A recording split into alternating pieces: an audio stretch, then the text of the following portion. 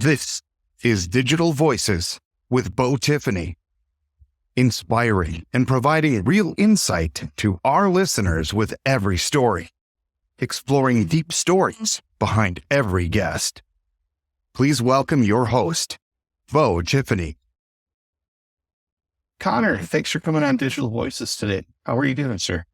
My pleasure. I'm actually doing great, kind of relaxed towards the end of the day.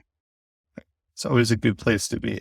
Right. You began your career at a very young age. Could you share your earliest memories with working on TV commercials and perhaps how that shaped your interest in acting? Yeah. Before I even realized what that was a possible career is I was born in New Mexico. And my grandfather was a cameraman for Television City, which is in Hollywood, where they film The Price is Right or videotape it now and all those soap operas and stuff. So he was a cameraman. And we had gone out there as we usually did for summer. And I was probably maybe 5 years old. And my grandfather would hang out with a bunch of the grips and the tattooed gruff guys from the production. They would usually go and eat at a Greasy Spoon for lunch, right? And he thought it'd be a great idea to bring the grandkid along. So he asked me a strange question. You have to remember, this is the 70s. And he said, so Winnie the Pooh was huge. And he asked me if I would like to meet Winnie the Pooh. Well, what kid in the 70s would not want to meet Winnie the Pooh? I said, of course. So I went with him. And it's still strange to me to even put this together, how this happened. You had a bunch of grips and tech advisor, whatever they were. They ran heavy weights for the microphones, the booms, and all that stuff. But amongst that group that would join them occasionally for lunch was a character actor by the name of Sterling Holloway, who was the voice of Winnie the Pooh. I have no idea why he hung out with them. He's completely opposite of them. Anyway, he was there, and I'm looking everywhere for Winnie the Pooh, show up at this place, and my grandfather introduced me to Sterling Holloway, and he had a real soft, really strange voice coming out of a man, and it sounded like Winnie the Pooh. And my little 5-year-old brain couldn't understand what was going on. So he explained, I'm the voice of Winnie the Pooh. And so we talked a little bit. And I guess when I got into my hamburger or whatever, he asked my grandfather, hey, does your grandson do any British accents? And my grandfather, without even batting, I said, yes, of course. Yeah, he does a British accent. I didn't do anything like that.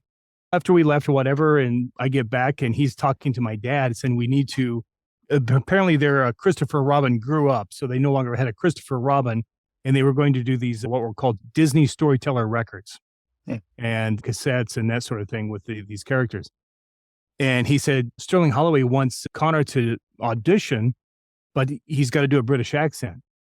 So him and my dad worked for 3 months to get me to do it was horrible. I sounded worse than Dick Van Dyke on Mary Poppins. Hello, Mike. It was horrible.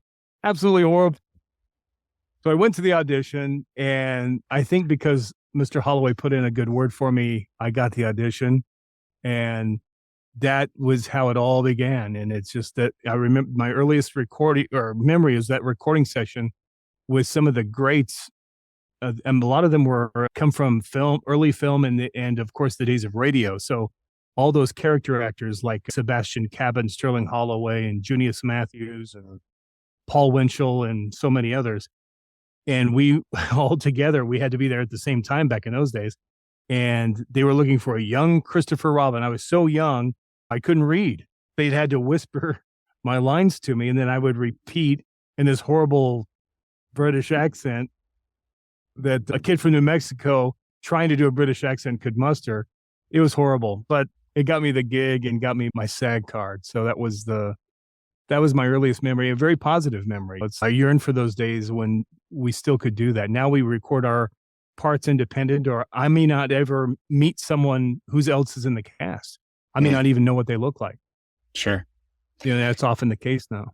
Does that affect like any kind of ad-libbing or development? I often think when you're working together, sometimes you have those ad-lib moments and they're like, wow, that was great. And they end up sticking it in. Without a doubt. It's now those guys being separate, those guys came from radio. And so they would often get through a scene with no mistakes because they're used to doing for radio. And so they had very few errors. They were on top of it. And most of them did not ad lib because they were just straight actors coming off the script. Moving forward in my career in the 70s, it became with the advent of Robin Williams and Jonathan Winters and all these kind of coming into television, ad lib was it added so much humanness and naturalness to a script. So a lot of sessions that we would do, both animation and otherwise, you get a lot of energy feeding off of other people, having them in the room and seeing their face and watching them. It was like in the old days when we were in school and the teacher would hand us a book and we were all supposed to, you play Billy and he's going to play Mr. So, and it's just like that. And so often it was great to read off of the other character that you would be able to get this energy from it. And you're right.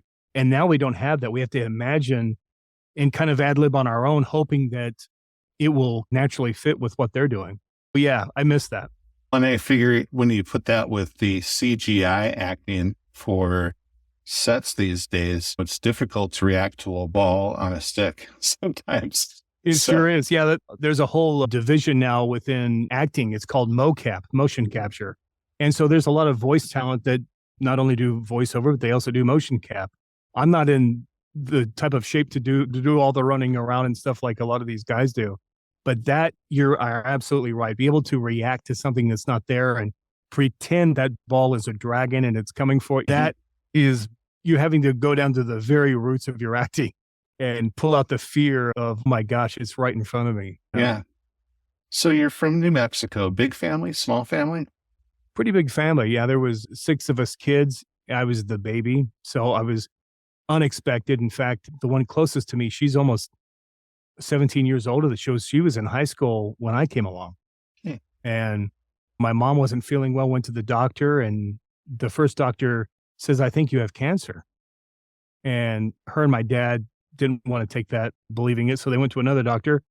And this lady said, how many babies have you had? And she said, I've had 5 kids. And she goes, then you of all people should know you're pregnant. You don't have cancer. Now, this is the 70s. My mom said, this is 1971. So my mom said, I'm 39. I can't be pregnant. And the woman said, you can. And yes, you are. And yeah, I was a surprise baby. I felt just like that was a whole other family. I felt like I was like an only kid because they all had that. I never knew what it was like to have a brother or a sister, even though I did, but they were adults. In fact, one of my oldest sisters already had kids. And my nephews were 17 days older than I was, somewhere around there. So my nephews are older than I am. So when I grew up, it was like, I felt like an only kid because they were just another family. All the pictures were of a family that I didn't see. My parents didn't look the same. Mm-hmm. It was bizarre. It was like I was transplanted to a different family. And then they were all jealous because I was the only kid with the parents. They fought for every moment of their attention as they were growing up. So yeah, a big family in New Mexico of all places. So with a big family, even though they weren't necessarily immediately there, a lot of support in terms of your career? At first, it was confusion. I'll never forget my dad. It was fun as we all did this little record and that sort of thing. And as I was getting a little bit older, I still have the same agent. She's been my agent since I was a child, Joni Vinari. So I tell people she's older than Methuselah, which she doesn't really, but she's been like my second mom. My mom passed away when I was in my late 20s. So Joni has been like my mom because for a lot of the time, I was on my own out in LA as a child, and my parents had to live their life in New Mexico. And I had to stay out in LA to film. And 6 months of the year, we'd fly to New York and I would film Sesame Street and Mr. Rogers and stuff like that. So a lot of the time I felt like I didn't have any family. And so the only person that kind of kept me grounded was Joni a lot of the time. A lot of the life's lessons of trying to get me to how to tie my shoe, stuff like that. It was her that was teaching me that. But my dad could not understand as I got older. What do you want to do for a living? I said, well, I want to be an actor. He's, how are you going to live? How are you going to feed yourself? And they're like, by acting. Mm-hmm. So at first it was it didn't seem like a real, unless you're James Dean or James Garner or someone like, you can't, how are you going to make a living? Come on. But I explained to him there's a whole group of people that make a living doing voiceover. And the very thing I would get in trouble for in school for doing, they're making a living doing it. So yeah, they eventually came to grips with that and complete support. Absolutely. Yeah, probably in the 80s, we did a series of commercials for Flintstone vitamins. And I was the announcer. I'd come on and say something like, now a new chewables or something like that. But I remember at the session, I was probably 16 at the time, maybe. But when they filmed the commercials, they were trying to get it to where a little girl, she sings at the very end. And the girl that they had hired was great on camera. She did everything perfect, but she couldn't sing. And the very end jingle was, I can't sing either, but it was like 15 million strong and growing. That was the line, right? She couldn't do that, just like I couldn't do it. However, being Hollywood, there is someone that can do that. They went out and got Patricia Bright, who was a wonderful older actress at the time, who did voiceovers and specialized in doing children's voices. And they cast her. So me and her were in the studio laying down tracks, and she would come up and she sounded just like a 5-year-old with just these little nuances to not perfect, but just how a 5-year-old would deliver that line. And between breaks, Pat looked at me and said, you know what? This is the perfect career. She goes, I can show up to this place in my damn wheelchair because the voice is the last to go. And that stuck with me. It's even a famous story of Mel Blanc. At the time, he was the voice of Barney Rubble for the Flintstones. He was in a horrible, horrible accident that they didn't think he would live through. And this, for many years, this was not known to the public in general, because back then the public didn't care who the voice of, that's a cartoon, who cared?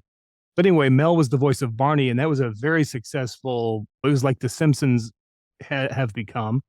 At that time, it was huge ratings, and he was in a hospital. He was in a coma for a long time, and they didn't think he would live. When he came out of the coma, as soon as Hanna-Barbera saw that he could talk, they moved the recording studio to him, and they went up there and recorded Barney Rubble's lines so that they wouldn't miss an episode. And with his leg in a cast, and he was totally immobile from his bed, he would do Barney Rubble. And there's if you Google it, there's some fantastic photos on the internet of Mel Blanc in the bed with some of his other co-stars, Alan Reed, who was the voice of Fred Flintstone at the time. They're all around there doing just as if it was in a studio in Hollywood.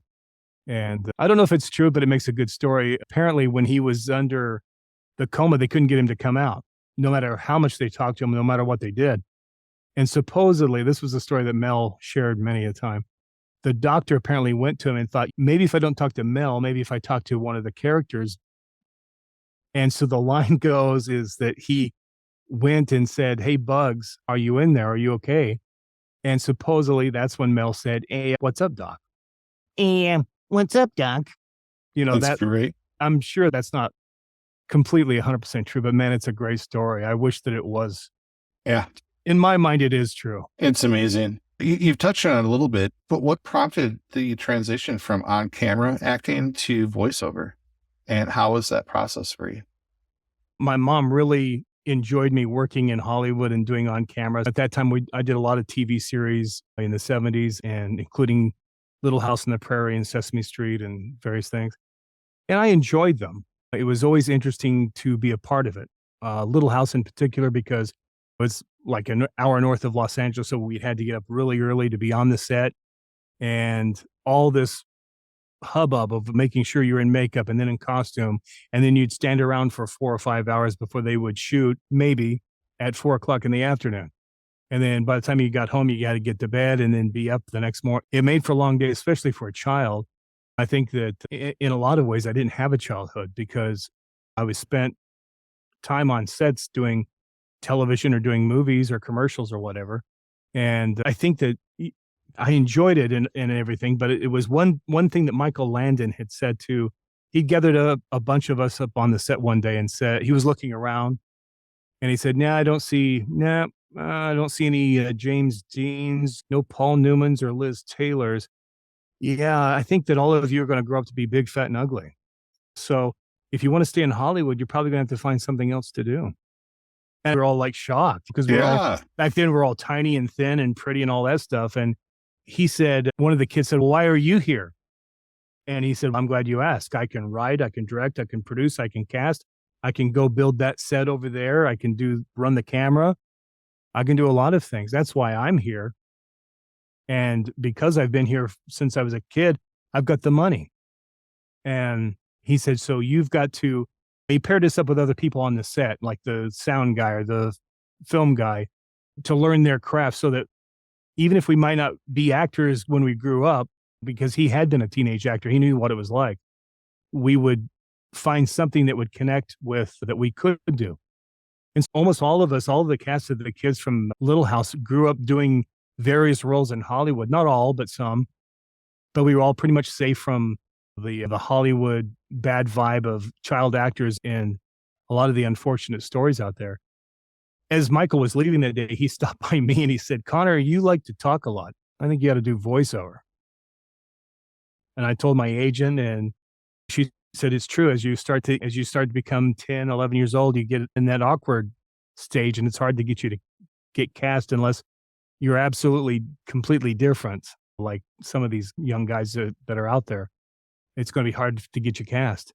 But you liked voiceover. You've done it a few times. You like it. I think we ought to start doing. And man, I found my tribe when the first session right after that, when I started to do that, I was like, this is all I want to do. I don't care about going through mud to get to a location and memorizing 50 pages of script notes and getting angles and making sure you hit your mark. Voiceover, it was my people, my tribe. The voiceover community to this day is still one of the nicest, friendliest communities in the acting community. And it's just, they try to build each other up. And whereas on camera is very competitive. It's how can I beat you at the audition? But a voiceover, a lot of times they'll applaud. I'm glad you got that audition, man. That's great. It's just it's a different dynamic. Why do you think that is? I think that as voiceovers, especially not as of late, because as we talked about for this, early in Hollywood, voiceovers, we were called the hidden persuaders. We were not seen. We were there just to be heard. And you were not doing your job if someone goes, oh my God, was that you on the Visa commercial? Because then you were standing out. And your goal is to storytell, to put the product or service before you as you're not a celebrity. You're not a voice. You're just there to explain stuff. Yeah. And so I've always adhered to that. And I think voiceover, when they rely on everything else besides the physicality of the looks and that sort of thing, it just fosters naturalness of being a good human. That's not to say that there's a lot of on camera that are wonderful. That is absolutely true. There are wonderful people for on camera, but as a general, it's very competitive, and sometimes behind the scenes it can be quite bitter. But I never really felt that way with voiceover. You're not competing against someone. It just might be that they don't want your particular voice for this spot, but that's not to say that they may not hire you in a year for a different spot.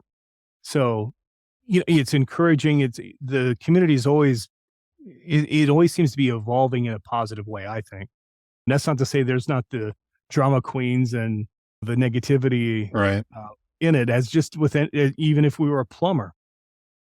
But by and large, it's just, I think most of the community is absolutely wonderful. They want to help you get to your next stage of life. And that's important, man. When the world is against you in a way, or you feel that way, that helps to have people to say, the world is not against you. Yeah. You need to take that next step, and then the next step, and then next thing you've climbed that staircase. Absolutely. It's one of the things that stick out about voice actors is all the laughs I hear, especially when you're working on your craft. Is that a true observation? It seems like you guys are always having a great time. Yeah, because it's always fun to show off the pipes, to say, it's like you're in a Dodge Ram and you want to, or Dodge Ram, what am I saying? If you're like you're in a Mustang and you want to show off what you've got, and you might be on a Crest commercial where they've hired you for this particular role. So in the downtime, it's fun to goof around and see what the other guys can do. She might be able to do a jingle or sing, and to crack each other up. It's like in comedy, a stand-up comedian, it takes a lot to make a stand-up comedian laugh because they do everything by rote. It's just initially when they come up with their idea, they have a good sense of timing and it makes them laugh. But after doing it millions of times, that's the trick, is to make it fresh and to sound like you're on stage and you just thought up of this one joke. That for that audience to experience it with you is amazing. And same thing with, I think, voiceover. And we don't get to share it a lot with people because a lot of that stuff is edited out. I remember doing background voices for a lot of cartoons and commercials over the years. And it would be funny to have the actual recording session as opposed to what the finished product is, because getting there was half the fun. Finding out the silly voices that they would do, or they couldn't pronounce the word sofa or whatever the heck they were having trouble with. It was, that's what makes it fun. I keep a blooper reel myself, ongoing through the years. Every time I make a mistake that makes me laugh, because it takes a lot to make me laugh, I will copy it and put it in that file. And on my days when I'm not doing so good, when I feel down, and I think that's what's important about now, is that today is it's okay to admit that we're not perfect, that not every day you feel like smiling. Everybody goes through that situation where you're hard on yourself, or you get hard on other people, or we're human.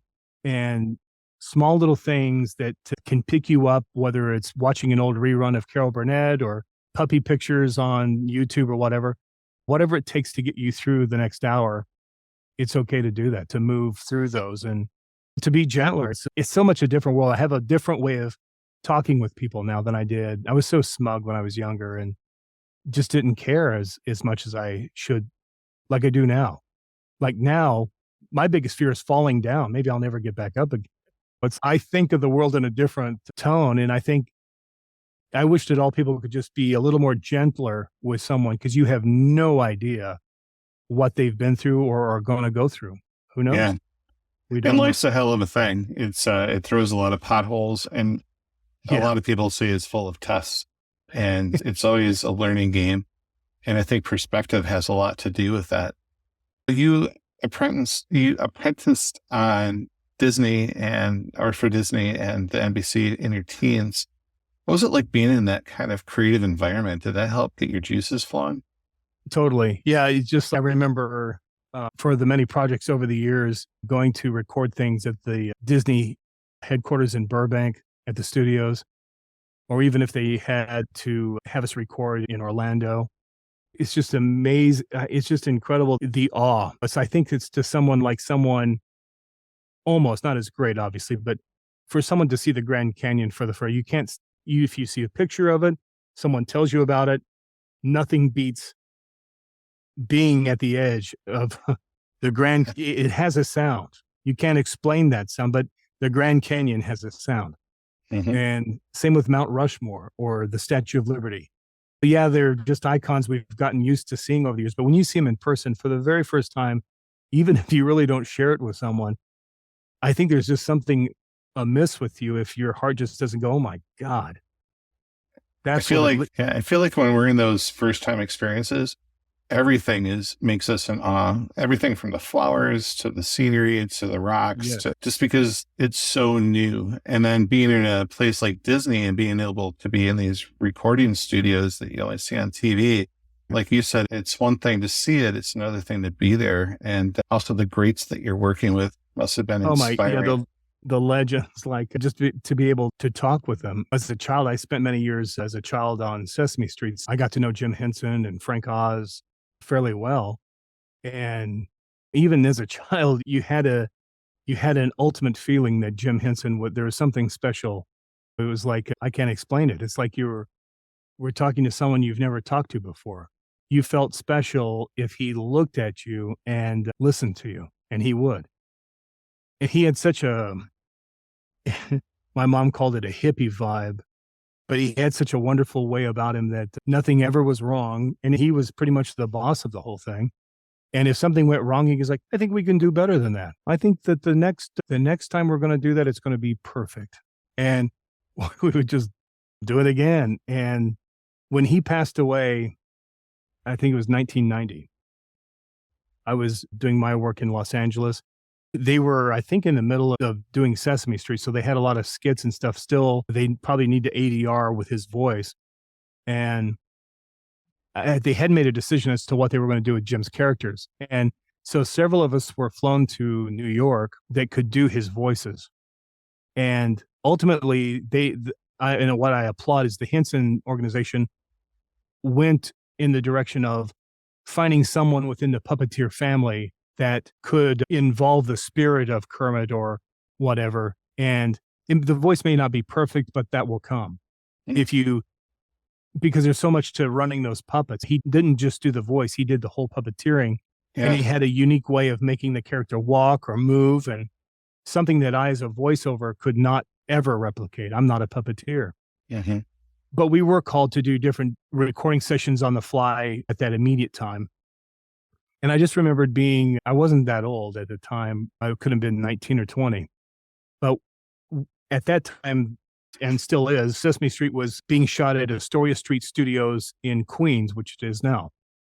It was a different location when I was growing up. But nonetheless, I arrived and I just was embarrassed that I'm a man and I'm being asked to, go back and do this kid show. And I was grumbling about that.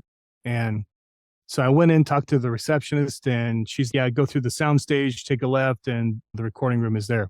When I opened the door to the immense soundstage, and that soundstage, they break down the set after their season and they put up a new set, whatever at that time, whatever was the Cosby Show or whatever else they were filming at that time. But the Sesame Street set was up. When I walked in, it was motion detected lights. And so they would click on one by one, and off to my right was the actual set of Sesame Street. Now, that's the same set that has been used since 1969. That same walk up to that brownstone walk up has been the very same. Now, some of the rest of it they've probably replaced over the years, but that staircase they've always been sure to include. And I don't know what it was about when I saw that it was a change I looked off to my right and I saw that iconic set and I fell to my knees. And it's just the weight of the idea that you are being asked to do something for a wonderful organization like Children's Television Workshop, Sesame Street. And you had the gall to say, I'm an adult. And what am I saying? It's like Jim Henson was every much of a man. And the rest, Big Bird, Carol Spinney, Frank Nelson, everybody, they were all men. And they had dedicated their lives to doing those Muppets for Sesame Street. And so I just felt immense gratification that I was or a blessing, profoundness, that I was providence, that I was there. So I went into the recording studio and I spoke for 30 minutes about this, and everyone was in agreement that it's the spirit of Jim Henson that is still there, whether he's there or not. And I believe still do promos for Sesame Street and stuff like that. And his spirit is still there all these years later. And that was 30 some odd years ago. Unbelievable. Absolutely. One of the things that you touched on a lot is the ripples in the water, the kind acts, the things that resonate with people. Everything from folks that you saw that had been impacted by Sesame Street and early works and how that resonates with the community.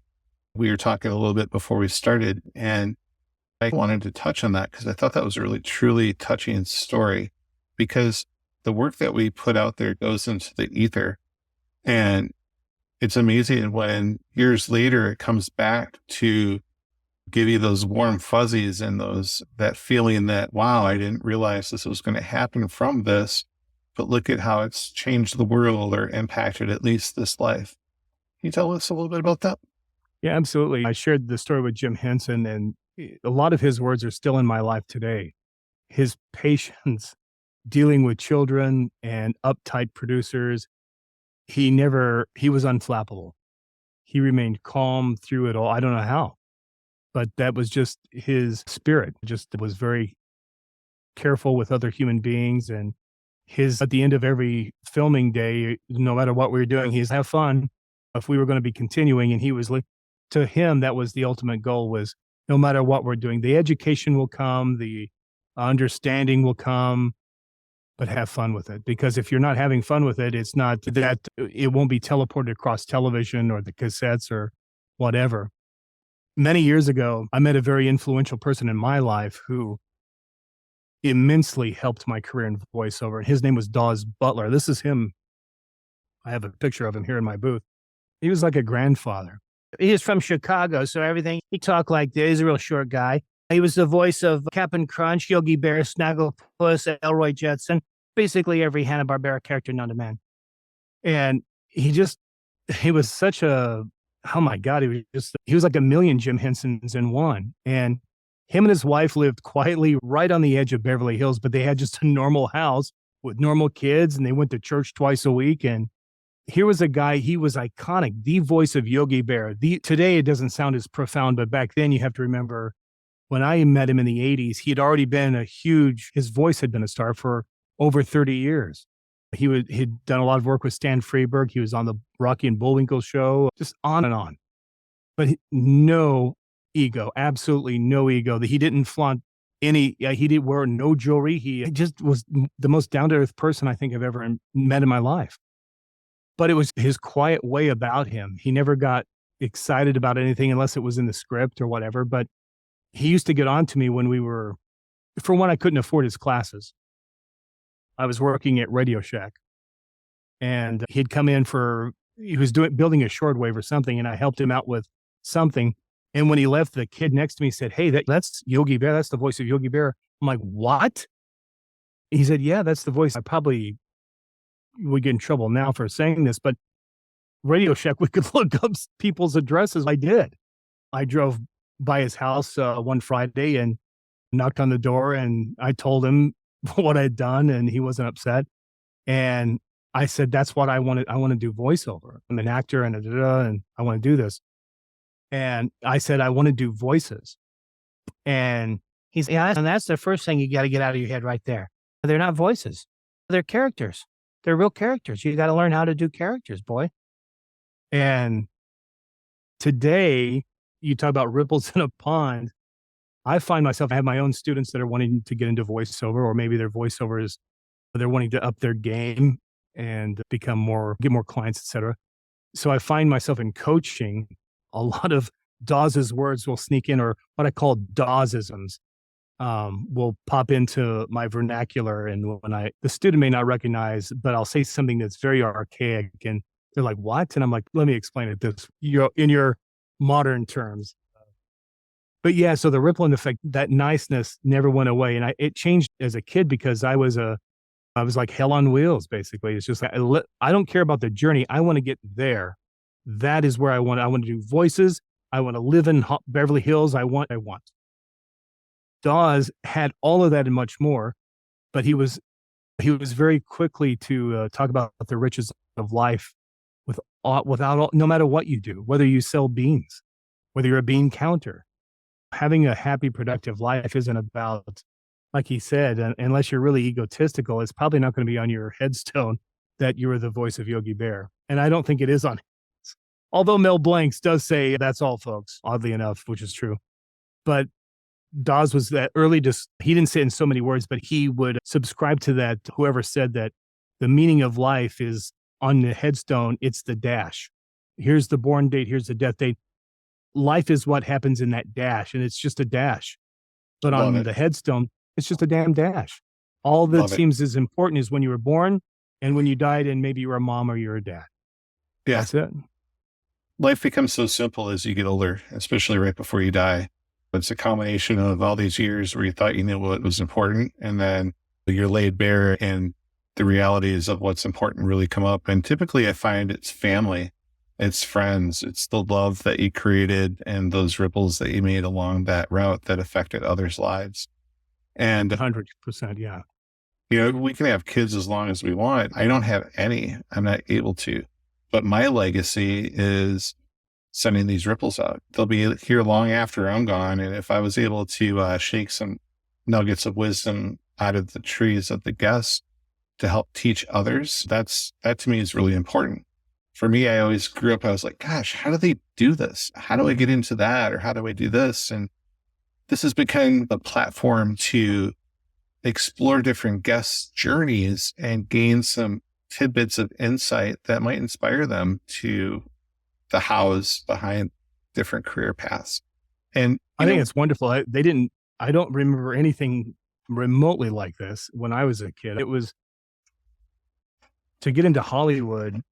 That was a great mystery. I was in Hollywood and still, how do you go to the next level? That was like a secret society. Mhm. And you're talking about, it's important for someone like yourself and myself to create those ripples, because I don't have children either, to continue on the Connorisms down the road. For me, my story is that when I was probably about 10 or 11, and I think we were doing a Star Wars commercial for Kenner. And that particular day, the director called me over, and after we were done, and he said, "Hey, I think you like guys." And I'm like, "No, I don't like guys. I like girls. And I'm 10 years old." And he's like, "No, I think you like guys." And he just kept badgering me about that.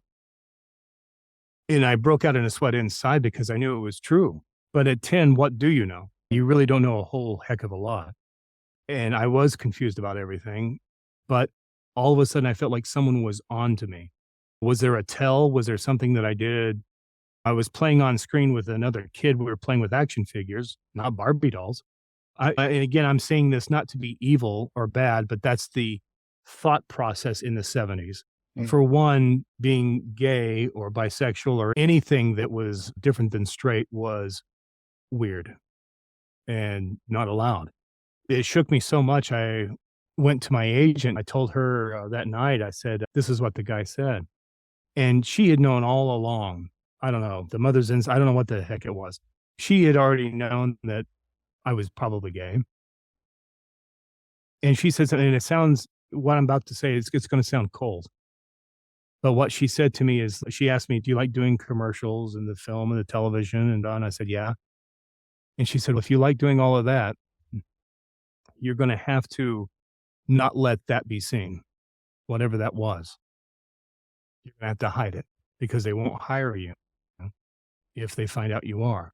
She had been an agent for Paul Lynde and several other people. And even then, Paul Lynde, where everybody pretty much knew, he was just a confirmed bachelor. He never talked about it, wasn't allowed to talk about it. He joked about it like you and I were talking about. To keep from being bullied as a child, it was easier. If you can beat them to ground zero and make fun of myself before they can, I win. Mhm. Because now I scored points with them, and I've already cleared the dust, so they can't attack me now. I've attacked myself more than they can do any harm, or at least that's the perception. So that's how Paul Lynde worked, is he just made fun of himself and basically had this veneer of, I don't care, when he actually did. But I think that day is like, at 10 years old, that's when I became a man. It's like the world all of a sudden shifted at that point. I realized life isn't easy, because now every day when I walk out that door, I better be straight. I need to, what I thought was being straight, I had to learn everything there was about football. What do they straight guys talk? My dad, what do they talk about? Football, women, cars, everything that I didn't. Right. And that was, oh my God, it was like I should have got an Academy Award for that stuff, because the real big acting job for the rest of my life had been putting on that, what I thought was a straight role. And Hollywood was so different back then, but it's still that way. Now it's gone overboard. Now it's every show. We need to have 3 people from the LGBTQ plus community. And I love that they're involving, but it's like now they're going overboard. And I'm afraid they're making people sick of it the other way. It's just Isn't one that or the the way? other. Isn't that the way it always goes, though? It's Yeah. the pendulum swings so far, and then it has to swing back almost as far until you I find think that so, before it comes down. Yeah. Yeah. And I'm very glad of the inclusivity now and stuff. It's an awkward ground for all of us, whether you're straight or LGBTQ, whatever you are. The whole world has shifted. This whole thing we're in now with AI and with COVID, all this stuff that has been going in our life is making it everything. We're having to learn real basic rules again. Now, I just found out the other day, we're not allowed to call someone ma'am. That will upset somebody. That was the way I was raised. So that apparently that's now wrong. So it's a whole different learning process. And So that had a huge, profound effect on me. And as I got older enough to develop relationships with people, because it was like holding on to something, I didn't know if I would ever get this again. It seemed like a lot of my buddies that were straight were just going through the alphabet of dating. And I was afraid to do that. I wanted to get to Z. I wanted to get to that person and hang on, because I didn't really have a sense of family growing up. And I wanted that desperately, to have that sense of security. Permanency, right? Permanence. Thank you. Yes. Because I can't even put it into words, because I didn't experience that as a child. But my God, I played every commercial, every show we were on. I played that. There were so many times in commercials I would cry, because I remember doing a damn Kleenex commercial, and we were celebrating Thanksgiving. And it was so easy for me to play, because I didn't want them to leave. My dad, my mom, my sister was there, my friend, my grandma. That was a Norman Rockwell. I'll never experience that type of Thanksgiving ever again. But I did. In 1980, I did experience it. And I cried so hard. Nobody could understand. What the hell's wrong with you? I couldn't explain it, because I didn't want it to end. I wanted that moment. I wanted that living room, that kitchen. And it was all fake, because it didn't have that permanency. So I wanted to get to that. If I was going to have a partner, I don't want a boyfriend. I don't want a one night stand. I want someone that I can hang my hat on, and that they can hang their hat on me. Someone that will be with you thick or thin. And have you found that person? Yeah. Yeah, I am. I'm lucky enough to have that person in my life, to where, thank God, he has no interest in acting at all. He could care less what I do, and I could care less what he does. So we make the perfect companions. I think, just probably like what you do, you're nervous about someone who has interest in you as a person, whether it is a friend or whatever. What if they are just interested in what you're doing as a career, whether you're a DJ and you're at an event, you're popular, you're great with the quips and the microphone. And as you probably understand, so many of us that are in media, we might be great and perform on stage in front of the lights, in front of the microphone. But at a party, I'm not so much of a great party person, because unless I have a script, or I am the main attraction, I have a real issue. And that's years of counseling to realize, if I'm not the main attraction, then I don't want to be any part of it. And that's stupid. That's horrible. Yeah. But I share that with you. It's so easy. Yeah. Being a DJ and the MC, you carry that spotlight. Everybody looks to you for direction. Right. You're also creating that environment and that atmosphere, but they don't know who you are truly. If people were to follow me around and watch me go to a huge club, and I'm not part of the MCing, I'm the shy guy on the side. I hope I have a bunch of friends. If I don't, probably going to stay close to the wall, hold it up. Right, exactly. Look, I think I need to go make a cake about now, or whatever. Yeah. Same way. One of my best friends, who I lost during COVID, he and his family I lived vicariously through him. He has a wonderful family, and he died young with COVID. But he was here in Oklahoma City. He was a huge DJ. He was on the radio as well, and he'd do weddings, and he was the party starter.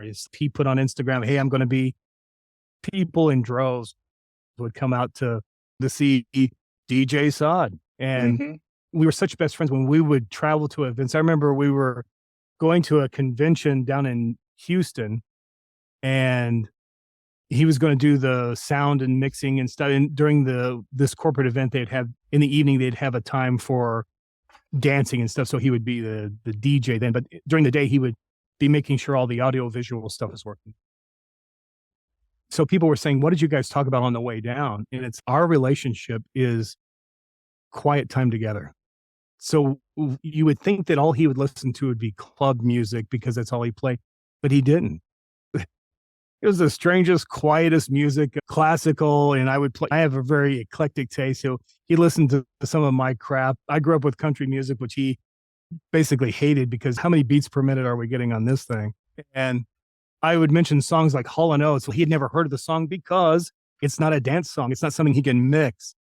He knew dance numbers. Now, if you talked about YMCA or the latest Lady Gaga, he knew it. He would tell you how many beats per minute before he would even know, he wouldn't even know the words to the song.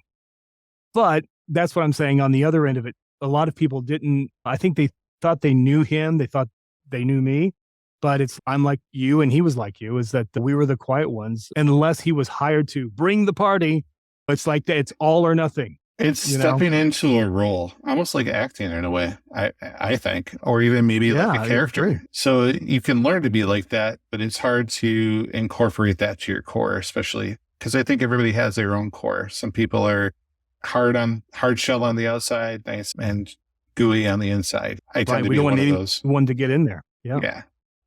I hope you're having a good time. I've been enjoying this so far. I have a few other questions that I want to relate to career, to offer insight. We talked about these tools, these metaphorical tools that you've picked up, not only from meeting the right people who have instilled some good nuggets of wisdom in you as you have been going through your journey, but also just learning from the experience in itself.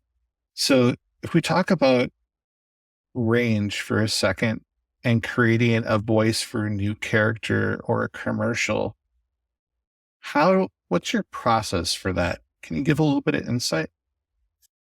Yeah. Most voiceovers, the way you hear them is the way they are on everything. That's just what they do. If either you want it or you do not. For those of us that do animation or have learned to have a range, it's a different process. I've always been a voiceover nerd from even back in my on-camera days. I was so obsessed. When we went to Disneyland, it wasn't enough just to enjoy Disney. I needed to know, who is the voice of Disneyland that I'm hearing? What is his name? What does he look like? Who's the guy that's in the Haunted Mansion? And didn't I also hear him on the Mr. Goodwrench commercial? I think that's the same guy. And as I got older, putting Jim Henson, oh my God. So I thought Ernie was a real guy. I was an idiot. I thought Ernie and Cookie Monster were, and then to realize, wait a minute, he does Ernie and he also does Kermit the Frog and Guy Smile. What? Mm-hmm. That was just incredible to me. So back in those days, we had Walkman. All of my friends were recording the latest Michael Jackson, the latest Air Supply, so whatever the heck was going on. I was waiting for the damn songs to end so I could record the commercials that were playing out in storage. I have thousands of cassettes of nothing but commercials from 1981 to up till the 90s, where I would record just the commercials because I wanted to know, apparently they are good enough to be hired. So if I imitate that, I can do that. And I let that go for a while, and I worked on becoming a core actor. And it was in an audition in Hollywood where I had met another voiceover, still very active. His name is Andre Stoica. And back in those days, you had to have the voice of God. You needed to sound like Orson Welles or Gary Owens, or you had to have the latest FM voice. So you had to sound this way. You had to have that thing. And everybody was taught, should I start smoking? Should I have whiskey? What type of whiskey will make me have a deep voice? Mm-hmm. All these different techniques that I was working on. And then I met Andre Stoica at this commercial audition, a cattle call. And he had the strangest, he sounded like if a lawn gnome had a voice, it would be like him. I just thought to myself, how sad that this older man is here at this commercial. He's not going to get it. How sad. You need to really work on you need to be a deep voice. Not only did he win that commercial, but I just remember weeks later, I was watching the Tonight Show and there was 3 network commercials back to back that all had Andre Stoica as the voice. And I was like, oh my God. Mm-hmm. So it's no longer, they don't want that Orson Welles voice, the announcer. Back then they used the term slice of life. We want a slice of life guy. And Andre Stoica was Price Pfister Faucet's the faucet with a funny name. Domino's Pizza, we deliver. He had a real strange way of talking, and he talked like this. And I just thought, who the hell talks like that? Is that put on? Is that? No, that's the way he's really, Jesus, oh my God, he'll never get hired. He's still working to this day. So I remember seeing him months later at another cattle call, and this is a fascinating guy. For one, he's successful. And how did he get this way? So I started talking to him and I asked him what his greatest fear was. And he said, my greatest fear is maybe one day waking up and my voice no longer being in demand. And that put the fear of God in me. I'm like, oh my God. So the answer to that is if I can do a multitude of voices, they'll never get tired of, if they get tired of one voice, I'll switch to another and then another. And plus all these great voiceovers were dying. Orson Welles and Paul Frees and Dawes Butler. And in a way, especially after they passed away, unfortunately, seemed like I could do their voice. They just came to me. And I became what they called a utilitarian voiceover. So if I was like a Swiss Army knife of voiceover, if they needed this or this, that's what I would do. I don't really remember a commercial where they've ever hired me for this voice. Oftentimes when I answer this phone in the studio, I say studio, people say, hey, can I speak with Connor Quinn? Yeah, hold on, let me get him. And then I come back with a professional voice because when they hear this, they don't think this is just the accountant or some idiot. What? Right. When you usually hear guys with great voices, you're like, oh my gosh, he must be in radio, a DJ, or a voiceover. But funny, when I first started my podcast, I brought my DJ persona with me. And so I was like, hey, how you doing? Welcome to, and I had to learn my own style. Because you were taught to do the announcing, just like I was taught to. Paul Frees taught to me how to address a microphone. You need to address the microphone because this is a woman that you're making love to. And she will love the iambic pentameter of your mellifluous voice. And I had to unlearn that, but yet I still have to use that because occasionally, just yesterday, they asked me to do a Don Pardo. My students, I tell them that they're putting, especially guys that have come from radio, I have to have them unlearn that. Everything they were taught in radio. I think people in radio are some of the hardest to get into voiceover because they have that gag reflex where they see a microphone and they think perform. And so we practice a lot of times without even the microphone there and get used to, how do you talk in a coffee shop, for God's sakes? Right. Do you talk to your friends like with that damn voice? No, that's the way I want you to talk to me. And they always say, but your demos don't, I came from a different time and that is my wheelhouse, is doing other people's voices. That's just where I fit in. But very rarely am I hired to do my own voice. They always want, can you do your Phil Hartman? Can you do Casey Kasem? Can you? Can you do me a favor? What's that? I want to hear your Phil Hartman. Phil was interesting. We were pretty good friends when he was alive. And he was one of those, we were talking about this earlier. He was a celebrity that when I first met him, he was not really a celebrity at all. It was just, he did a lot of Activision commercials and maybe Depend undergarments. He was just a spokesman. And it wasn't until he was at the Groundlings in LA and then he got picked up by Saturday Night Live and he blew up. And again, he was a utilitarian actor there because Dana Carvey was really the star. But when you compared the impersonations, Phil's was more accurate, but Dana was funny. It was a caricature. Right. But Phil, when he would do George Bush, it was a little more accurate. Or when he would do Ed McMahon or Frank Sinatra. So he had to learn to, instead of drawing a Rembrandt, draw a caricature. Because funny is where the money is, basically. Yeah. And so he and I were having to do these like seminar type things across the country for people who wanting to get into acting. And he would talk about how to be an announcer or a spokesman. And I would talk about character building, which is, I haven't even gotten back to that being questions you asked. But Phil was, the more I was around him, the more his voice, because he talked that way all the time. What became funny just became his pretty much normal voice around people. Now, if you were with him privately, he didn't talk this way. He didn't act that way. It was like my friend saw it.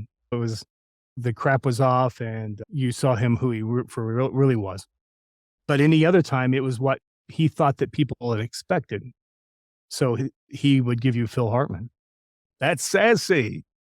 I'm Troy McClure. Perhaps you recognize me from my many films. Here comes the Coast Guard and red paint. Yummy, but deadly. That type of thing he would do. And he was another one. I would imitate him in front of him and he would laugh and just say, I don't sound like that. I'm like, yeah, you do sound like that. And when he was murdered, I don't know, when someone passes, it seems if I have a vested interest in their voice, like Casey Kasem, I never did him while he was alive, ever. I would jokingly do it in auditions. I'd say, if Casey Kasem was selling this ketchup, this is what he would sound like. And then I would do it privately. But it wasn't until they passed away that I felt permission to do their voice. Exactly. And when we're talking about building a character, so I would listen to these cassettes all day long of these voices that I was in love with. And Joni, being my agent, one of her side jobs for me was calling around to all the talent agents in Los Angeles and getting their house reels of voiceovers. And they would send them to her office thinking that these were going to be cast. She was an agent, for God's sake. She wasn't going to cast anything. She would give me those reels. I still have them. And I have thousands of them. And everyone from Mel Blanc, who didn't need a demo, but he had one. June Foray, Paul Frees. I've got an old cassette. This is a guy named Alan Blevis. Yeah, look at you can tell that it's dated. He was one of the biggest political, he was the voice of Budget Rent-A-Car or Enterprise. We'll pick you up. That's all I say. But I would study these, like people would buy the latest Thriller album or whatever. I would be listening to these demos, trying to get these voices down. And one particular voice I absolutely just fell in love with, and it came naturally to me, was a guy that Joni was also his agent for a while. It was Ed Grover. He was a character actor. He was on Rockford Files, Quincy. He did all those type of things. But voiceover, he was as big as you get. He was the voice of Macintosh, the voice of Nissan, the voice of Visa, the voice of, it was just $1 million accounts all the way around. He and Don LaFontaine, Mel Blanc, they were in that few small 5% category at the top of the game. I loved doing his voice, and Joni was fairly young at the time as an agent. She had to have a lot of clients coming to her wanting the Ed Grover voice. They couldn't afford him. He's the voice of Macintosh. How could Jerry's Plumbing and Heating afford such a thing? But then she got an idea. I could do the voice. There was no internet back then. They couldn't Google Ed Grover. Nobody pretty much outside of advertising knew what he looked like, much less these poor clients. So the gig is that I would go and I'd have to talk. I'm 16 years old, but I'd have to talk like a 45-year-old man the whole time and sign in with his name. Do the commercial. When the money came in, it was such a small little amount. She'd go, "Oh, well, that's Connor." That wasn't really it. So I would get at that time, I think I got 90%. She would take 10%. This went on. And finally one night, this is a story for another time right here. At 16, I had my own apartment, which should have never happened right there. And so we can talk about that some other time. But anyway, I had my own apartment. And that night, we had landlines back then. The landline rang and it was Ed Grover's voice. And he said, "Connor Quinn." And I said, "Oh my God, Ed Grover?" And he said, "Yes." And he said, I would like to take you out to dinner." And it may as well have been a Cary Grant to me. In fact, now I'm talking like Cary Grant. He said, "Have you ever eaten at the Beverly Hilton?" And I said, "No." And he says, "Well, you're going to tonight, 7:00. Is that good for you?" "Perfect. That'll work. I'll send my car for you." A car? I've never ate at the Beverly Hilton. I've never been in a limo. This is like a dream. There had been rumors that the guy was a mafia, but all that out the window. Who cares? It's Ed Grover. Car shows up. I go out. We go to the Beverly Hilton. It was like a movie. He had a guy that was behind him, putting him in his chair and doing his napkin. And it was a big show. We ate our little salads and we're just politely talking and that sort of thing. And finally it came around. He goes, "Oh, it's interesting, Connor, as I was driving around Southern California today," as if we were somewhere else. "And you know what I heard on the radio?" And I said, "What?" And he said, "I heard my voice for the Southern California Toyota Dealers Association." And my ass, I was like, "Oh my God," because I knew I had done that voice. And I was so stupid. I was like, "Does he really? Well, that's amazing. He thinks that was him." I've got him fooled. And he said, "So do you see a problem with that, Connor?" And I said, "No, it's Toyota. That's great." And he goes, No, I'm the voice of Nissan. And you see, my wife, she loves the furs and she loves the diamonds and she loves the money. And if mama ain't happy, ain't nobody happy, is what he told me. And I said, what? And he's, yeah, because if you see, Nissan doesn't like Toyota. And if they heard me doing Toyota, I would lose this multi-million-dollar account right away. And then Mrs. Grover would be very unhappy. And Mr. Grover would live in a hut on the beach. All of this was going over my head. I'm just a teenager. I was like, I don't know what the hell is he talking about? But I was like, I think he's on to me. I think if I can transcribe this. And he said, would you know anything about this? I was so scared. I thought, okay, he's going to kill me. Something's going to happen. All this dressage, it's all going to end. So I threw Joni under the bus. I said, we've been doing your voice for I don't know how long. And anytime she wants someone that's cheap and your voice, I go and do it. And yesterday I was in Santa Monica and I did your voice. And it was for a wiper blade commercial. Okay. I said everything. So I spewed diarrhea for an hour and he sat there listening. He sat back in his chair and listened. And at the end of it, he said, I think that imitation is the highest form of flattery. And he said, you do my voice well. I applaud you on that. And then he said, Connor, do you believe in Jesus? And I said, yeah, in fact, I do. He said, and you have a phone. I know because I called you on it. So if Jesus Christ calls you tomorrow night and says, I want you to do a commercial for a wiper blade company, you're going to hang up on said Jesus and you're going to call me, Ed Grover, and you're going to ask if I can do it. And I will tell you yes or no. And then you will call and say, yes, I will do it, or I won't do it. Does that make sense to you? I was like, it put the fear of God in me. I was like, yes, sir. Yes, absolutely. And then we went right back to eating and everything was back to normal. In retrospect, as an adult, he was an actor and he was directing a scene and he played me hard. He scared the hell out of me. He knew what time it was. So he said, before we ended, he says, whatever comes to you, let me have the big potatoes and I'll leave all the small potatoes for you. Is that a deal? And I said, that's a deal. And a few weeks later, he invited me over. His wife made this Italian dinner. It was absolutely marvelous. He was one of the few actors at that time had a home studio. He was teaching me how to address a microphone and all that. And about 10 years later, he was going to retire from Visa, just retire from voice acting in general.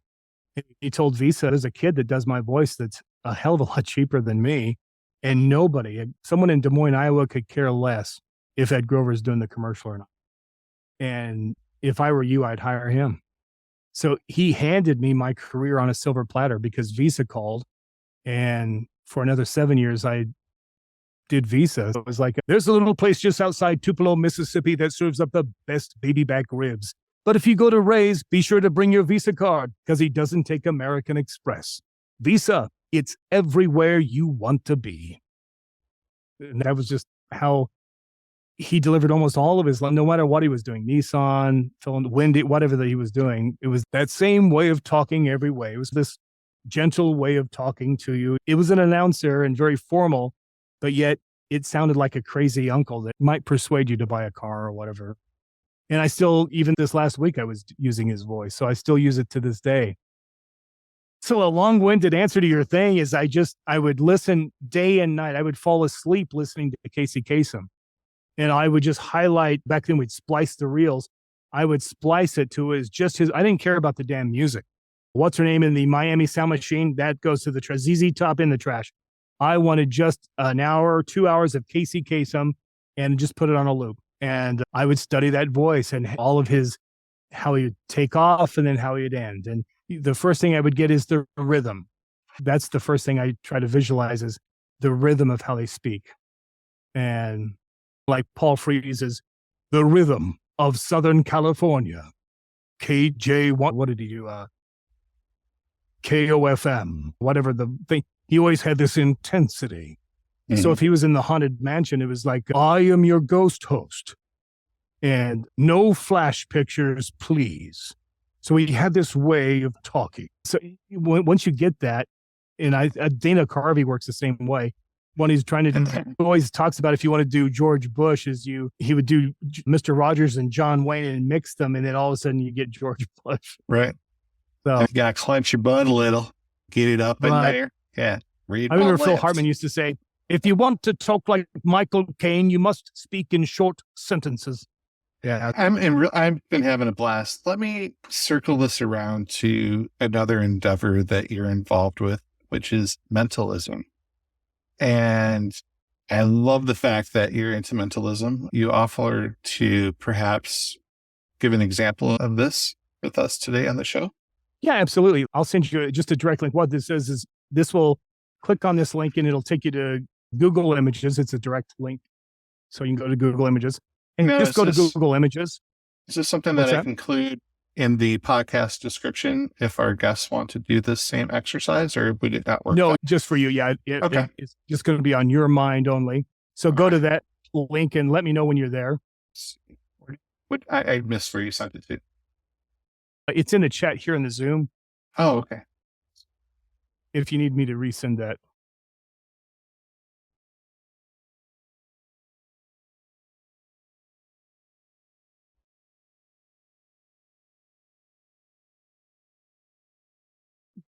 All right. At the very bottom of your screen, it'll say chat.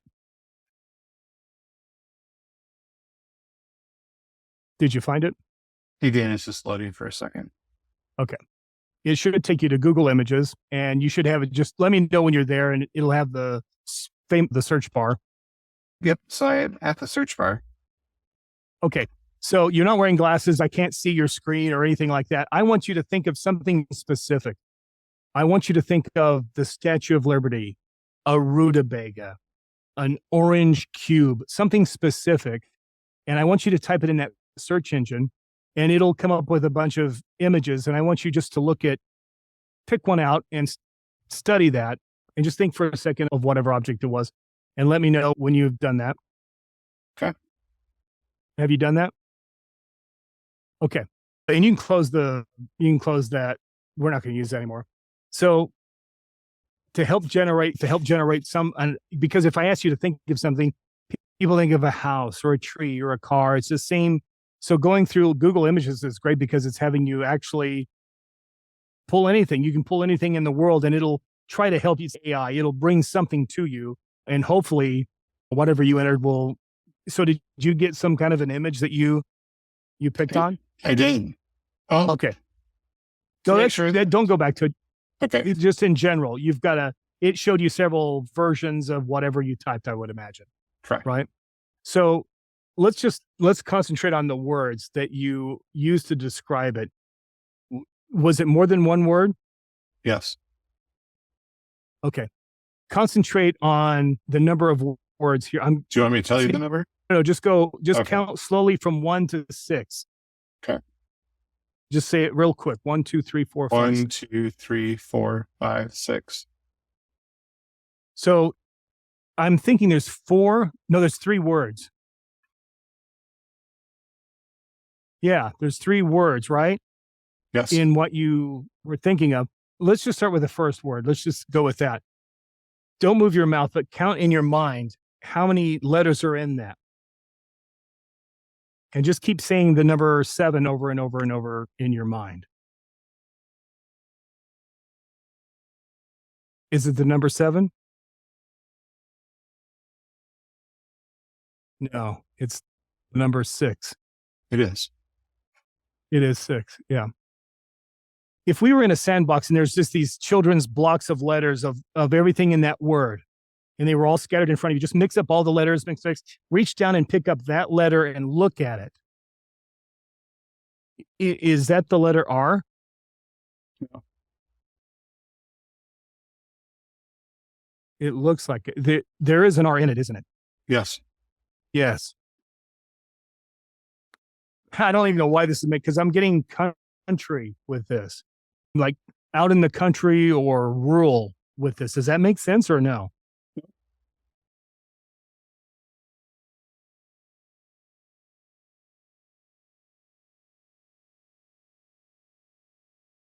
It is country because I'm I'm getting a country. This is a song. Oh, And it was a country artist it was Sheb Woolley. Was it Purple People Eater? Yes, it was. That's amazing. So a virtual high five. Yep. You just blew my mind, sir. I thought that was going to be for sure one that would be difficult. That's amazing. That was a good one. Yeah, most people pick something very bland. That was a good work. The image that I picked was even better. It was some cartoon character eating a person. So, oh, yeah, perfect. What a great song. When you're really bored, look up Sheb Woolley. He's from Oklahoma, of all places. Same town as Roger Miller. Amazing. Couple last questions, and yeah, go ahead. I will be inviting you back if you are interested. Oh yeah, I've never done this before. Oh, you're a natural.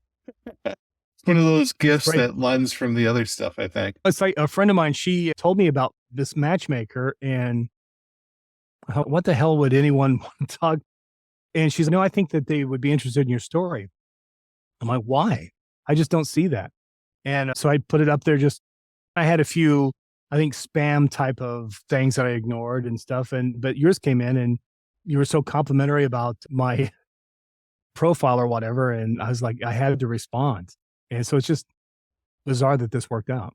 Yeah, I'm very happy and honored that you said yes. Yeah. The thing that I love about my show is our listeners can listen in and they glean all of these insights, not only wonderful, amazing stories from people that they respect or at least know from the big screen, if you will, or other examples of their work, but being able to actually connect with them and get to know someone beyond just on a primetime TV show for a quick interview or something like that. And you get to gain some insights also with examples with you or how you got into the field, how that blossomed for you, the tools that you picked up along the way. People, especially in a younger age bracket, are looking for those answers, looking to figure out how do we become what we want to be. These are great. It saddens me because they all think they know the answer by becoming influencers. And if you get TikTok or you create a YouTube channel, you're immediately going to have 100,000 subscribers and YouTube will pay you for doing nothing at all. And life is grand. And I've never seen this before where everybody, these younger generations, they just have this sense of entitlement that I'm an entertainer and I have something to give. They're already acting like a celebrity when they've done nothing to earn a celebrity. They made a video of their mom falling down, or they went into Walmart and took a crap on the floor, or do something stupid. And that garnered enough people going, oh my God, what is this? I think that the quieter, the more intelligent ones, they need to find a true way of, who cares if you become an influencer or a celebrity or whatever, but what's more important is your life. Because you and I know, and I definitely know as I have gotten older, that it's great. All the stuff that I have that's happened to me is wonderful. If I died tonight, I've lived a great life. But it's everything else around you besides the business and the money and the checks coming in, and that doesn't mean anything. Yeah, it's how we touch. I had a couple of things come to my mind. One is that saying, the one with the most toys wins. Whoever came up with that was a very shallow, unhappy person. It's about the ripples in the water, and it's about the love that we spread around us. And this idea that I've been exploring with my podcast recently, with some of the mental health stuff that I've been focused on with some of the experts that I'm working with, is we're at a precipice. We're like an apex of civilization currently, and we're either going to evolve or we're going to crumble, which has historically been the examples over history. And we're now in this age of globalization, AI, a lot of these other tools that have really brought us together on a global aspect. And it's interesting and hopeful as we continue to have discourse amongst ourselves, whether that's on a video game, which you've done some voiceovers for, I forgot to mention. These video game players are playing with people that are on the other side of the world and forming friendships they never would have been able to otherwise, with this commonality of a video game that they both enjoy. And what develops out of that is you get to know about their family, you get to know about them, and you start realizing we're all people. It's not so much the populations that are horrible as much as it is the leadership. And that's Yeah, where, as a collective, awareness is a big thing. But then the other part of that is we need to foster like a spirit of cooperation versus dominance. And if we can get to that that is place, true. then hopefully we can evolve as a people. In my career, that's what really Joni helped with, that understanding of you start becoming more successful and competitive as an actor when you quit focusing on the other people. I was focusing on what I believed was my competition, and I was doing that when I should have been doing the internal work as an actor to better my craft. I was coming up with these wily coyote solutions. I remember back in the day doing cattle calls for on camera commercials. I had, for most of the time in the 70s, a big campaign I'd done as a kid was for what was called McDonald Land commercials. So we were on there we did hundreds of commercials with Ronald McDonald and Grimace, and we had all these characters. And I think that's why I'm a big guy now, is we weren't allowed to eat back then. I didn't have my first milkshake till I was probably about 15, because as a child, they kept us so thin so we could be competitive. That was the ideal of the 70s. You wouldn't be cast if you were, quote, normal. The camera puts weight on you, so you have to look thin. And I think as I got older and more comfortable in voiceover, there was no longer that parental person telling me, now I can eat whatever the heck I want. And I think that then I went like you said, the pendulum swings, and I did. I really enjoyed food. It's still a battle. But I was still way my back whole, to the midway, right? It's that pendulum swings. yeah, exactly. Losing weight Extreme, and trying to take care of myself. Yeah. Yes. Yeah. But I didn't put on weight till I was probably 26, 27 years old. I was thin my whole life until then. And so I was coming off these McDonald's, every commercial I did, we ate some crap, which it wasn't real food. We'd eat it, and then as soon as the camera was off, we'd spit it out. It looked good on camera. The rules have changed about how they can use the food in commercials today. But anyway, so at these auditions, I was trying to go for something other than food. I was trying to go for something interesting. I was trying to do TV shows, which was very hard. And this other kid, he told me, you know how I get auditions? You know how I win them? I'm like, how? And back in those days, we took a gym bag to every dam. We had all of our clothes and makeup, everything in them. And he's a tape recorder, put in your gym bag, hit record, go in, do your audition. You've got the gym bag laying on the floor. You do your audition, then you leave. And you let them do about 3 or 4 people. Then you pop back and you go, oh my God, can I get my gym? Thank you. Get the gym bag, go to your car and listen to what they said about your audition. And that is how you're going to improve. This was brilliant. Absolutely. This was a Wile E. Coyote shortcut.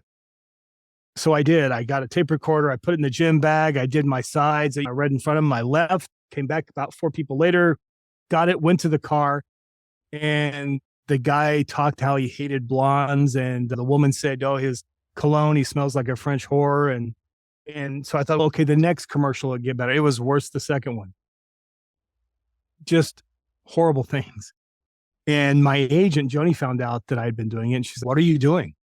Those conversations aren't meant for you. They're not trying to hurt you. They're finding ways of not getting you. They're looking for the person. And so that's their way of just dismissing you. You don't take it personally. You are not supposed to hear any of those conversations. So it's unfair for you to judge them, and this is not going to get you a hit. Thank God she jumped in early and put a stop to that, because I thought I'd found this is the solution. I thought that's what this kid did. I'm going to do it. Didn't work. And to me, as I heard that, I was like, wow, that's a great idea. But I can understand the other side too. Oh, it's horrible. Yeah, I found myself so depressed, and I had enough things already to be depressed about. This was just adding to it. So she was like, of course, unless you get the job, they're not going to say anything positive. Even if you get the job, they're going to say, if he was just a little bit taller, or maybe just a little bit fatter, a little bit thinner, there's always something wrong. That's the nature of the business. Is as an actor, you are at the whims of other people, whether you have a career or not. And you try everything your best to prepare for it. But ultimately, if you're not in the right place at the right time, and if it's not luck, you probably are not going to make it. So every year, someone comes out with the Screen Actors Guild, and I don't know the actual number, but it's horrible. it'll say, for example, less than 8% of the Screen Actors Guild members make over $25,000 a year. That's the reality. Right. So everyone's thinking, I'm going to go to Hollywood and become an actor. Less than 8% are even making barely minimum wage.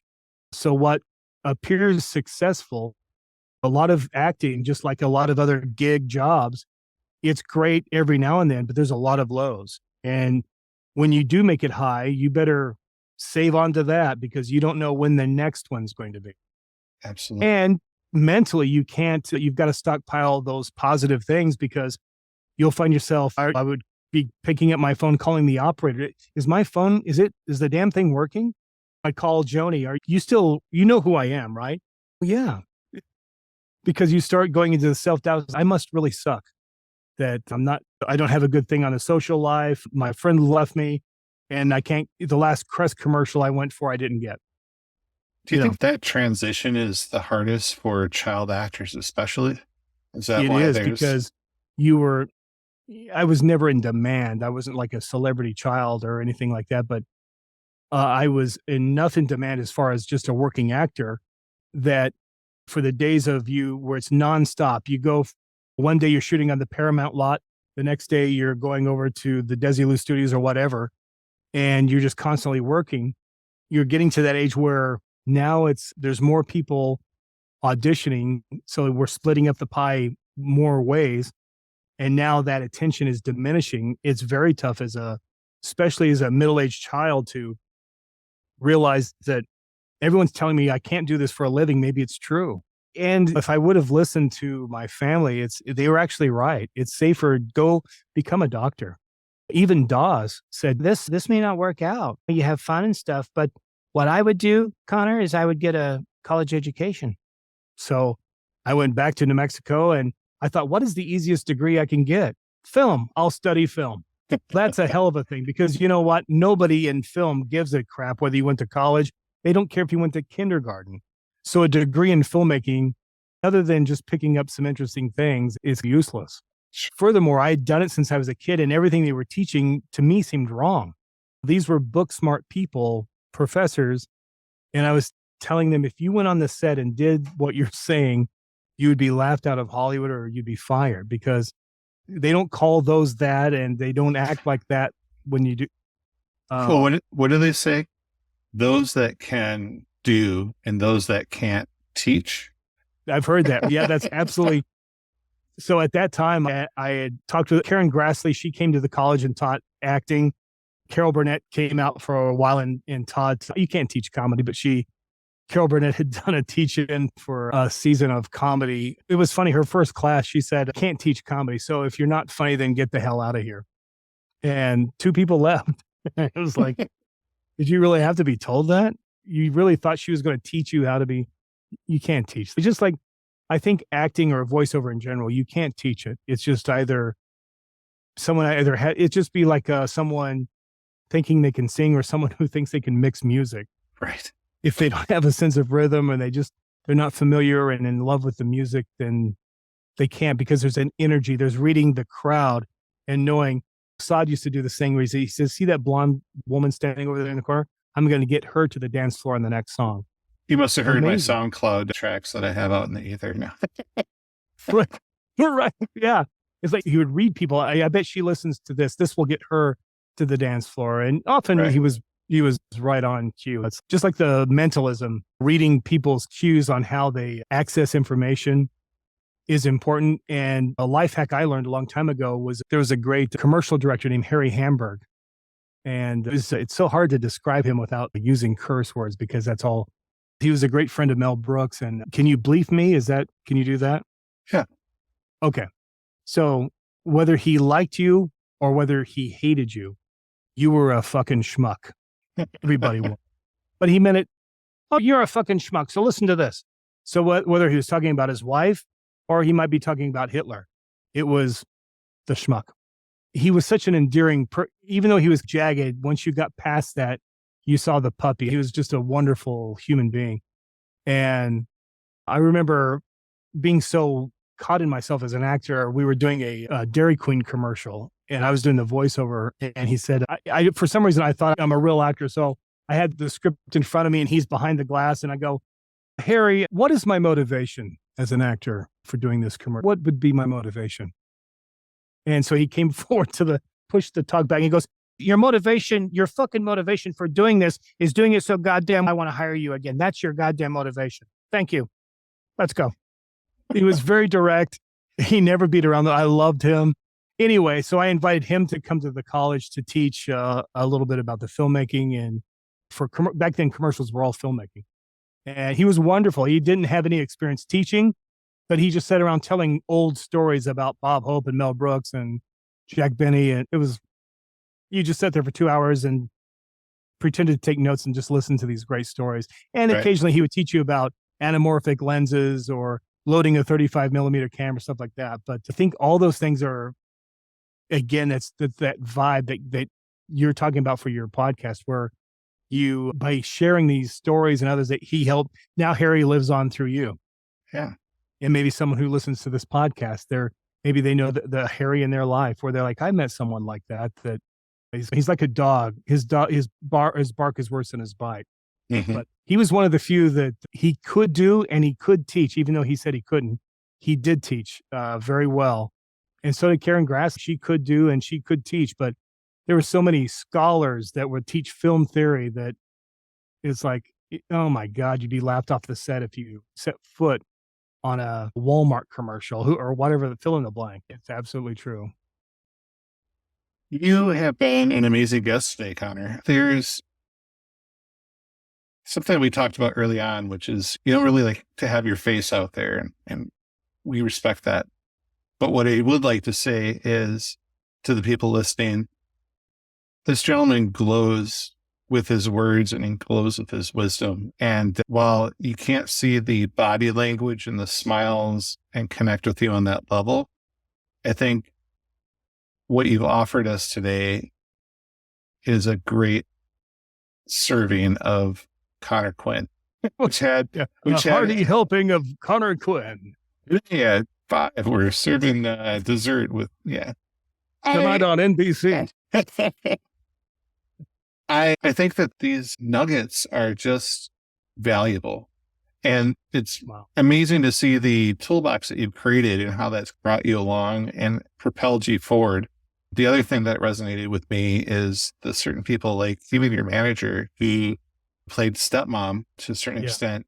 These people that came in, there's a lot of people in my guests' lives that have those unsung heroes, whether that's a mentor or a surrogate. But the point of that is it's important for us to play that role, whether it's coming onto a podcast and teaching that way, or if you see someone that is special and you take them underneath your wing a little bit. It's all about that community spirit that makes us grow. And that legacy, you carry a part of all of these people that you talked about with you, just like now we're carrying it with us by you sharing. And I think that's powerful. Funny. I've got one last story, and this is involving Joni, if you don't mind. Yeah, go ahead. So Joni was my agent for most of my life, and you can edit this part out. I'll tell you something off the. You bet. That I'll tell you that a little bit later about something I can't discuss, but not on here. But Joni has just always been that. My mom picked her out, and my mom was from World War II generation and just had strange ways of saying this person or that person. She'd picked out Joni for some reason, and that's who became my agent. And I was probably 8 years old, 9 years old. And I was frustrated because I wanted to buy a toy and Joni wouldn't let me do it. And I was mad.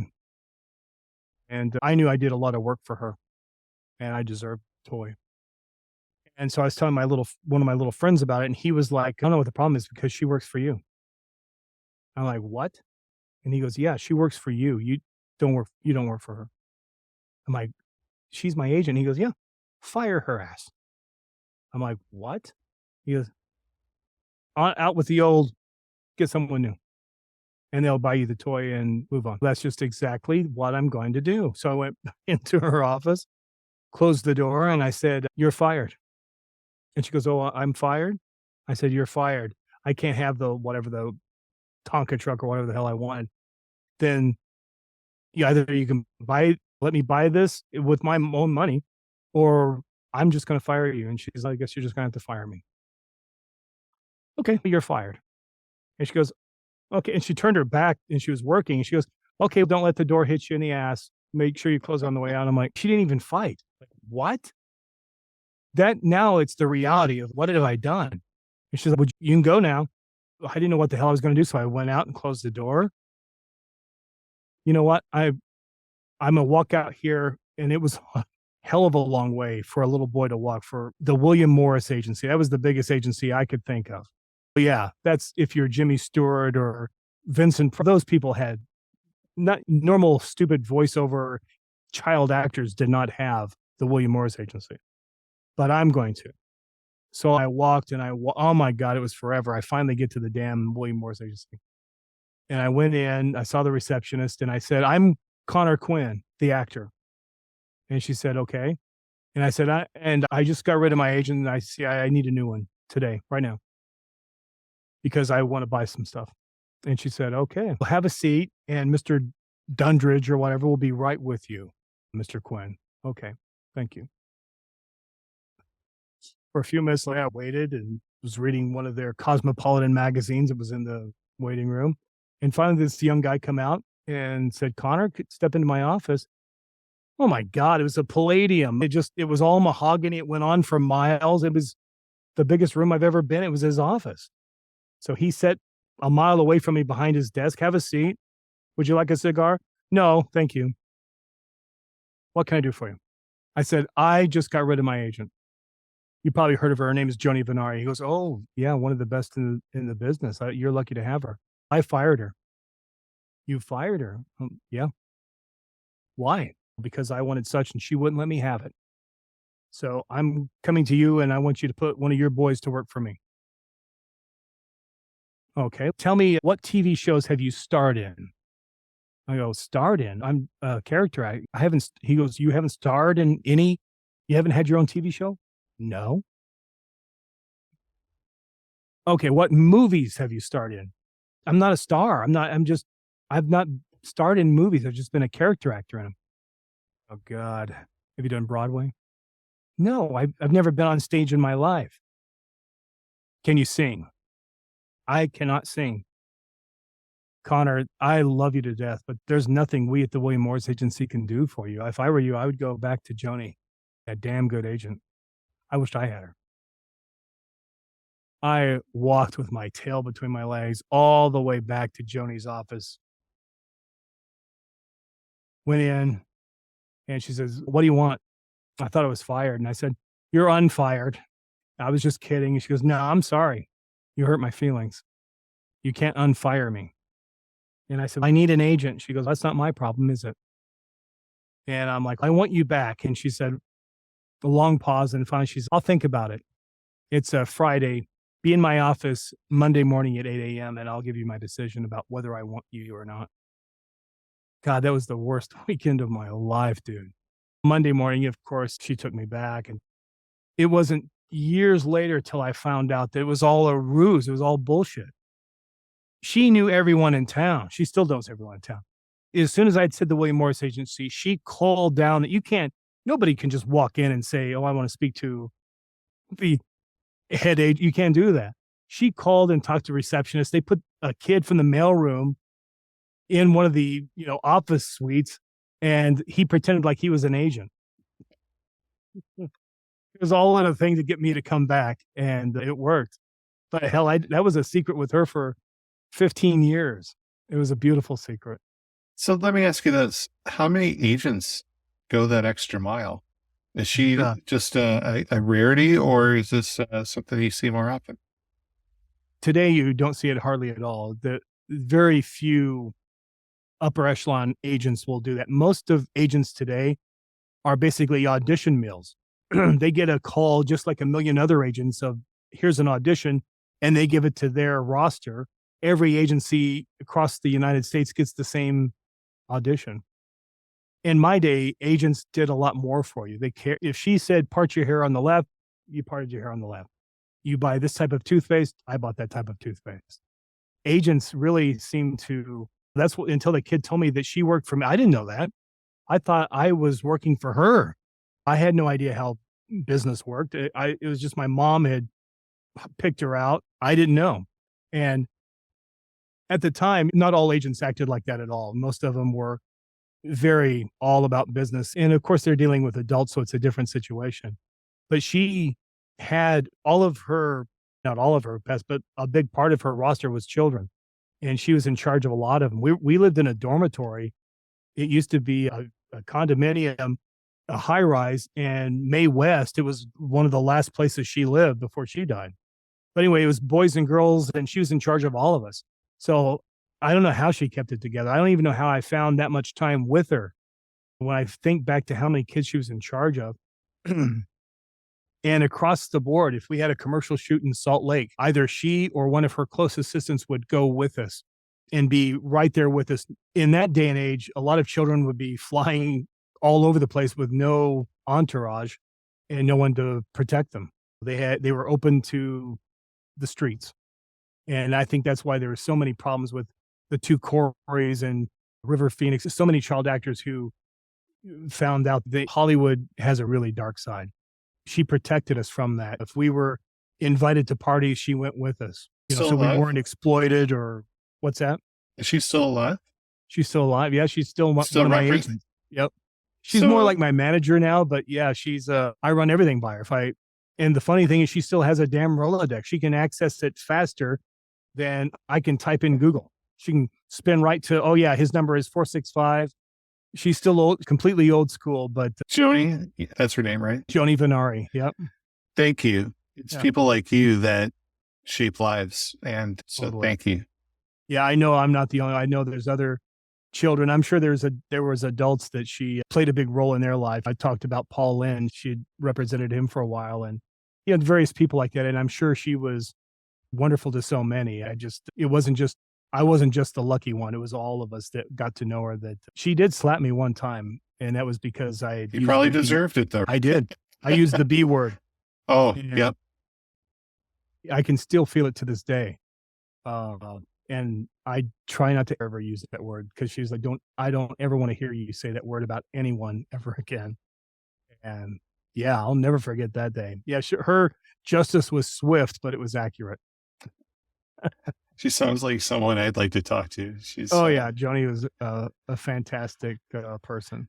There's never a better compliment in life than to be a teacher. I think that's the profession that we respect the most, but ironically and unfortunately usually pay the least. And these are the people that shape us. It shapes our civilization, our culture, and our societies.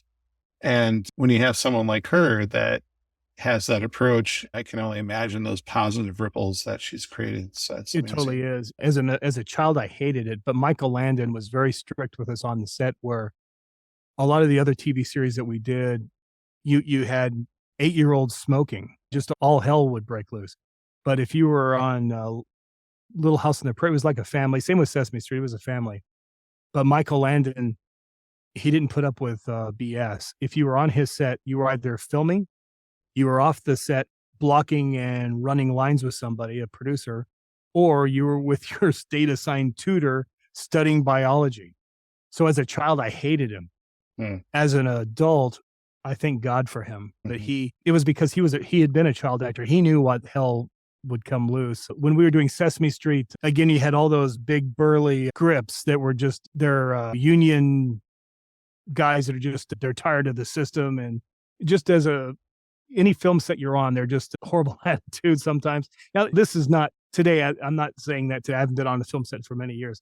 But back then it seemed like a lot of them were unhappy and a lot of them were underpaid and overworked, and they were very gruff, but they knew what they were doing and you were safe around them. Everything was great that way. But I remembered on Sesame Street, we had these grips. Now they would work other television shows. And when Sesame Street wasn't in residence, there would be another TV show. So they would work that. So several months ago, I was asking Joni, how is it that us kids were on Sesame Street? And I don't ever remember any of those guys saying something out of character or something bad or being afraid of them. They were very gentle. They were very caring and wonderful people, but you could just tell they acted other ways around other sets. And I said, how did that not translate doing Sesame Street. You can't pay these guys to do this.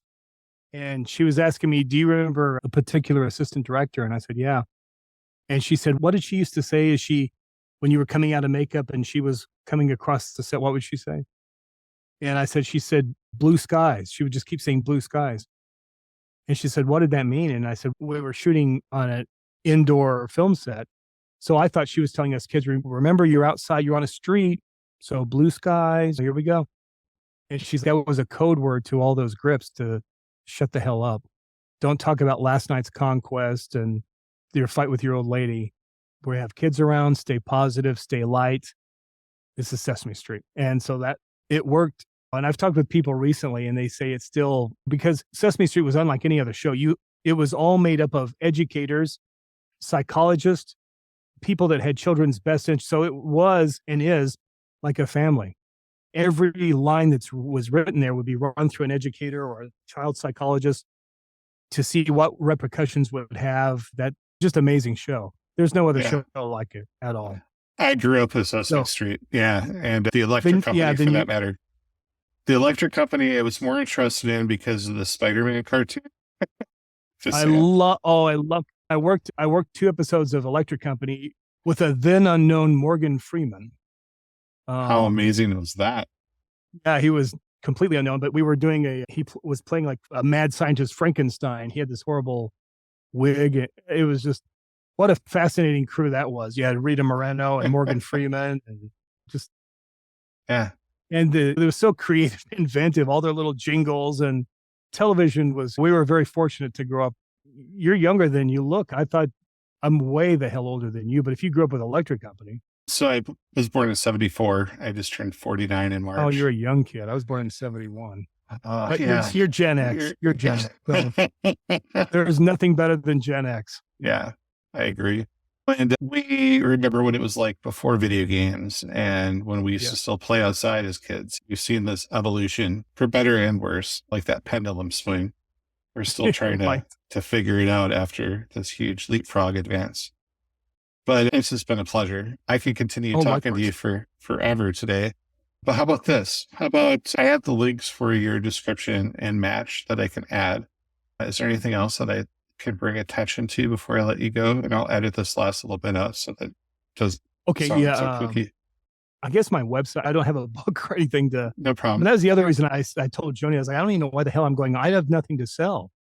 And she said, you do coaching for voiceover. They can go to your website. Maybe a producer, you might be the right guy for his documentary or whatever the hell he might be listening. Yeah. So I guess my website. That's on Match, I believe. So for sure, I'll add that all to the descript. Yeah. It's voxguy.com. Yep.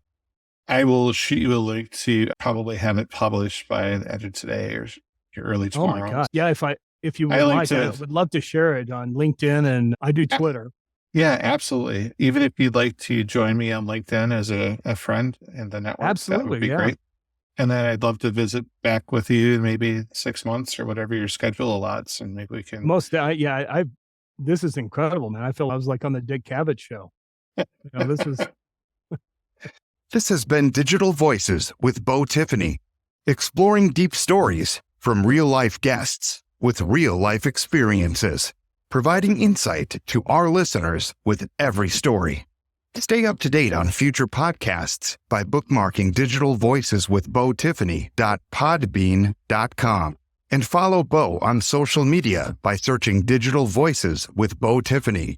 Have an idea for a future story? Send your idea to acrmadison@gmail.com. Until next time, grab life by the horns and keep inspiring others.